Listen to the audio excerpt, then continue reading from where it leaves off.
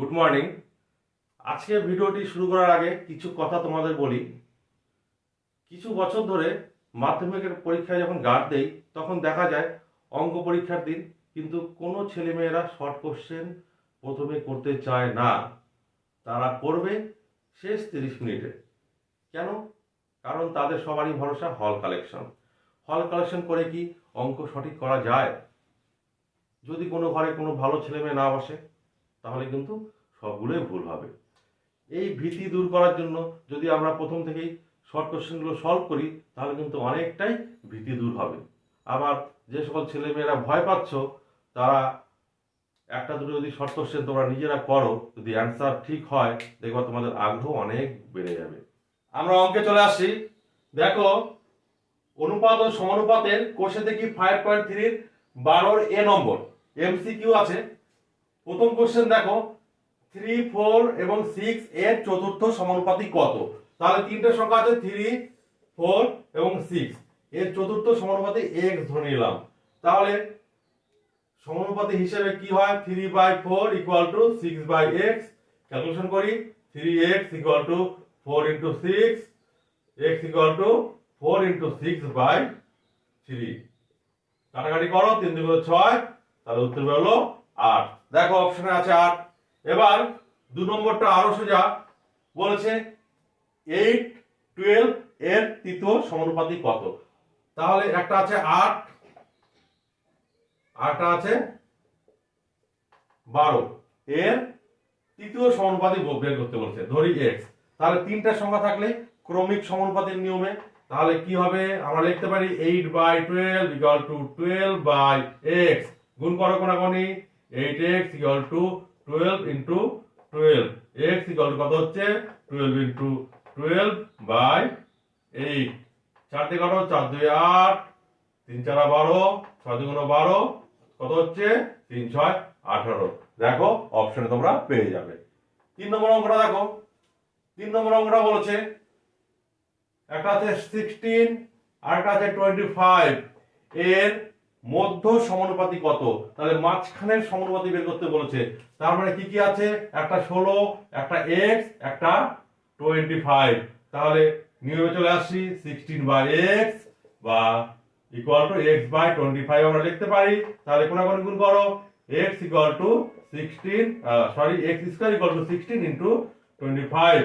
তাহলে 16 কে লিখতে পারি 4 × 4, 25 কে 5 × 5। তাহলে x এর মান আমরা পেলাম, দুটো 4 এর জন্য একটা 4, দুটো 5 এর জন্য একটা 5 = 20। 4 নম্বর অঙ্কটা দেখো। এটা 3 নম্বর ছিল। 4 নম্বর অঙ্কটা বলছে a ধনাত্মক যদি হয় এবং একটা অনুপাত দেওয়া আছে a = 27/64 = 3/4 a। তাহলে এই অনুপাত থেকে, এই সমীকরণ থেকে আমাকে এর মান বের করতে হবে। তাহলে নিয়মে চলে যাই। কি হবে? আমি লিখতে পারি a/27/64 = 3/4/a। তাহলে আমি উল্টে দিচ্ছি। উপরে শুধু a ছিল, a কে লিখতে পারি a/1, নিচের সংখ্যাটা উল্টে দিচ্ছি, 64/27 = 3/4। নিচে শুধু a ছিল, a/1 ধরবো, তাহলে 1/a। ঠিক আছে, আমি নিচে 1 ধরে নিচ্ছি। এবার কোনাকুনি গুণ করো, কত হচ্ছে? এখানে নিয়ে যাচ্ছি। দেখো a এদিকে নিয়ে চলে যাও, সমান সমান এদিকে, তাহলে ভাগ ছিল গুণ হয়ে যাবে, গুণ হয়ে এর সঙ্গে গুণ হয়ে গেল, a² = দেখো এদিকে সংখ্যা ছিল 3/4। এবার বাঁ দিকে দেখো 27 ভাগ ছিল, এদিকে গিয়ে গুণ হয়ে যাবে 27, 64 গুণ ছিল ভাগ হয়ে গেল 64। এবার তোমরা ক্যালকুলেশন করো। 27 কে আমরা লিখতে পারি 3 × 3 × 3, আর 64 কে আমরা লিখতে পারি 4 × 4 × 4। দেখো চারটে 3 এর জন্য দুটো 3 হবে, চারটে 4 এর জন্য দুটো 4 হবে। আমাদের অ্যান্সার বের হলো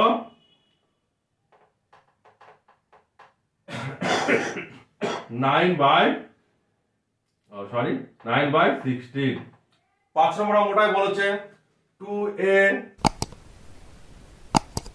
equal to 3b equal to 4c যদি হয় তাহলে a is to b is to c equal to কত বের করতে হবে।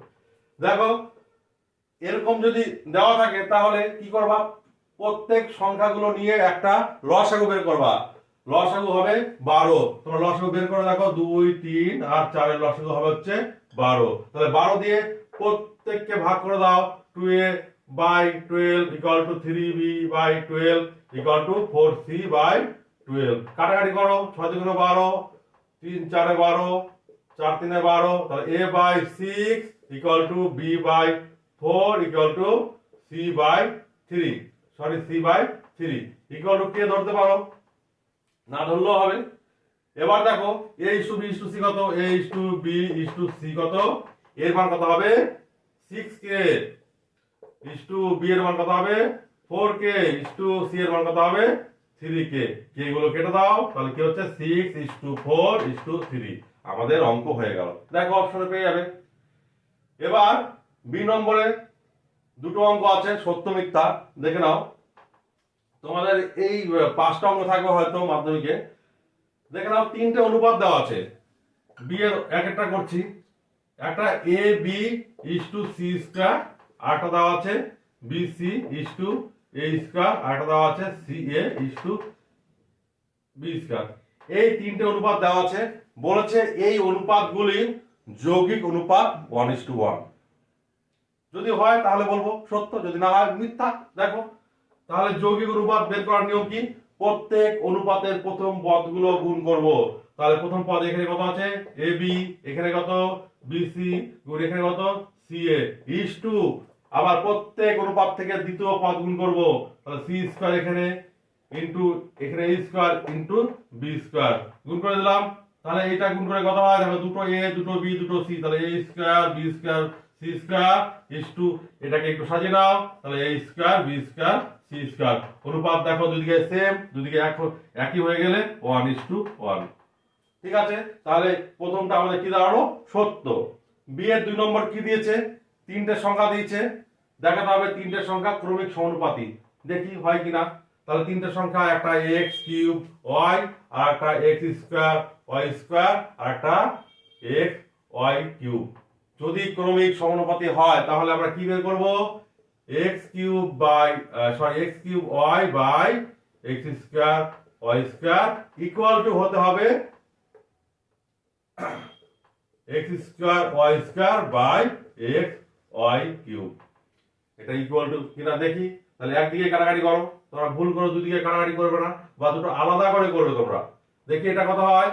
এটা হচ্ছে দেখো উপরে 3টে x কে 2টে x কাটা গেলে একটা x থাকে উপরে থাকে, নিচে দেখো কেটে গেলে y, y কেটে গেলে একটা y থাকে। এদিকে কি হচ্ছে, উপরে দেখো একটা x থাকছে আর নিচে দেখো কাটাকাটি করলে একটা y থাকছে, তাহলে দুই দিকে সেম, তাহলে এটা কি আছে ক্রমিক সমানুপাতিক।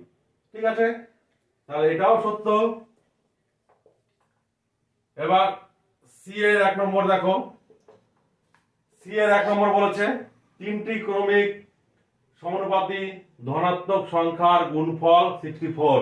তাহলে 3টি ক্রমিক সমানুপাতি সংখ্যা এ বি সি আমি ধরে নিলাম, এদের গুণফল বলেছে A B C equal to 64, এই পর্যন্ত বলে দিয়েছে।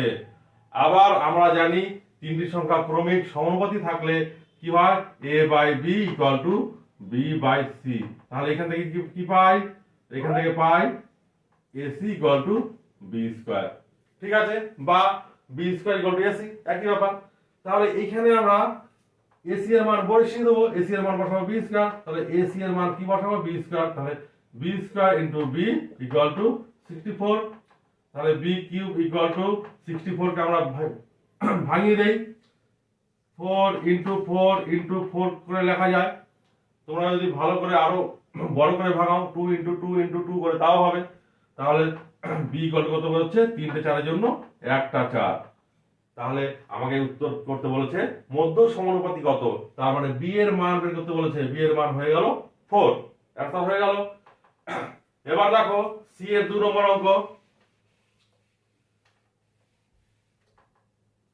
সি এর 2 নম্বর অঙ্ক দেখো বলেছে a is to 2 equal to b is to 5 equal to C is to 8 এটা বলে দিয়েছে।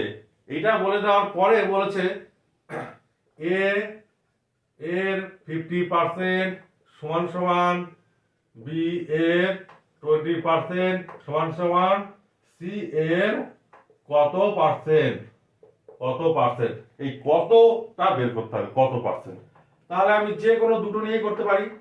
তাহলে এখান থেকে এক লাইন করে নিচ্ছি। তাহলে এখানে লিখতে পারি a/2 equal to b/5 equal to c/8 equal to k ধরে নিলাম। ঠিক আছে, তাহলে এখানে b ইকুয়াল টু কত হচ্ছে 5k, c equal to 8k। দেখো b এর 20% মানে b কত 5k into 20%, 20/100 equal to c এর কত পার্সেন্ট, এটা x ধরে নিচ্ছি। তাহলে c কত 8k, তাহলে 8k ইনটু x বাই 100, এই কতকে আমি x ধরলাম। ঠিক আছে, তাহলে এখান থেকে কাটাকাটি করো, 100 কেটে গেল, k কেটে গেল। তাহলে কি থাকছে, এদিকে থাকছে 8x, আমি এদিকে লিখছি 8x ইকুয়াল টু কত থাকছে 5 করে 100, x ইকুয়াল টু 100/8। দেখো কাটাকাটি করো, 4 দিয়ে কাটো, 4 দুগুণ 8, 4 পঁচিশে 100। তাহলে ভাগ করে দাও 2 দিয়ে,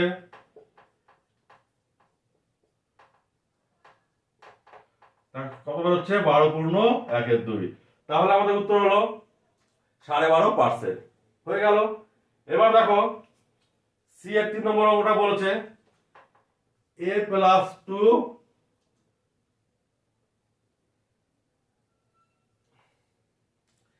সি এর 3 নম্বর অঙ্কটা দেখো কি বলেছে, বলেছে x+2 আর একটা বলেছে x-3 এর মধ্য সমানুপাতি x। তাহলে x এর মান কত? তাহলে মধ্য সমানুপাতি যদি x হয় তাহলে তিনটে আমরা পরপর লিখে দেই, একটা x+2, একটা x আর একটা x-3। ঠিক আছে, তাহলে আমরা শর্তে ফেলে দেই x+2/x ইকুয়াল টু x/x-3। গুণ করো করি এই গুণ করো আগে, তাহলে x square minus 3x plus 2x minus 6 equal two x square. তাহলে একদিকে নিয়ে আসো x স্কয়ার মাইনাস এটা এদিকে নিয়ে আসো x স্কয়ার, তাহলে এটা যোগ করে দাও, যোগ বিয়োগ করলে minus x equal to minus 6 এদিকে নিয়ে যাও, তাহলে প্লাস 6, x স্কয়ার কেটে গেল, minus x equal to plus 6, তাহলে x ইকুয়াল টু মাইনাস 6। দেখো তোমাদের উত্তর হয়ে গেছে, বা মধ্য মাঝখানে যে সমানুপাতি x এর মান বেরিয়ে গেছে। ঠিক আছে, তোমরা এইভাবে ধীরে ধীরে অঙ্কগুলো যদি করতে থাকো খুব অল্প সময়ে কিন্তু অঙ্ক করতে পারবে। তোমাদের এই হল কালেকশন ব্যাপারটা কিন্তু থাকবে না, তোমরা আস্তে আস্তে হল কালেকশনটা ভুলেই যাবে।